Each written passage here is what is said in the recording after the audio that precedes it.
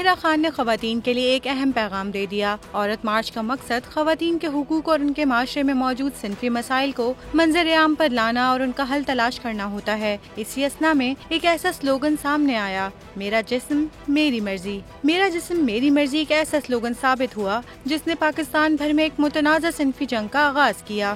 دائیں بازو کے لوگوں نے اس کے مطلب کو متنازع بنا کر بائیں بازو کے لوگوں کو شدید تنقید کا نشانہ بنایا اور سوشل میڈیا پر ایک نہ ختم ہونے والی بحث کو جنم دیا۔ مشہور و معروف ماڈل اور اداکارہ ماہرہ خان نے اس سلوگن کے تناظر کو سمجھاتے ہوئے کہا کہ عورت مارچ کے حوالے سے بہت ساری غلط معلومات پھیلائی جاتی ہیں۔ لوگ سمجھتے ہیں کہ اس سلوگن کا مطلب یہ ہے کہ عورتیں برہنہ ہو جائیں گی۔ ماہرہ نے مزید کہا کہ اس سلوگن کا مطلب یہ ہے کہ ایک عورت بھی مکمل انسان ہے اور اس کو حق حاصل ہے کہ اگر کوئی اس کے جسم کو دیکھے تو وہ اسے روک سکے۔ اگر کوئی کسی خاتون کو چھونا چاہ رہا ہے اور خاتون کو برا لگ رہا ہے تو وہ اس کے خلاف رپورٹ بھی کر سکیں۔